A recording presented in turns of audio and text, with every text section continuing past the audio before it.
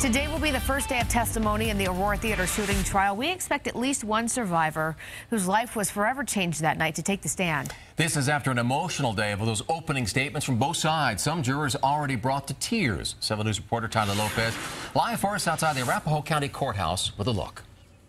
Mitch and Kelly, several jurors crying on day one, and now we head into the difficult and graphic testimony of this mass murder, one that the district attorney maintains was committed by a very methodical, very careful, and very intelligent grad student. When we're done getting all of these horrific details, and we've heard all there is to hear, I'm going to come back and stand in front of you right here.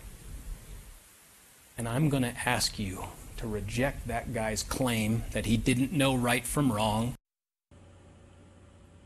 Both sides using every bit of the 2 hours allotted to them during opening statements. The defense keying on a family history of mental illness for the 24-year-old shooter, including grandfathers on both sides and aunt as well. They showed disturbing video of him in custody falling off of a bed and running headfirst into a wall. They also addressed all of the pre-planning involved and said that is not necessarily something that cannot be done by someone who is insane. Now, through it all, the defendant's parents sitting right next to my colleague, Marshall Zellinger. He says the father rubbed his hands occasionally, but they did not cry. That may be difficult to do today because we do expect some graphic testimony, including one of the survivors. Caleb Medley will be there. We'll talk about his story in a few minutes as we head into day two now, the witness phase of the theater shooting trial. Mitch?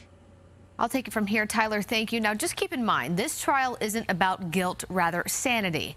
In Colorado, the burden of proof for sanity rests on the prosecution.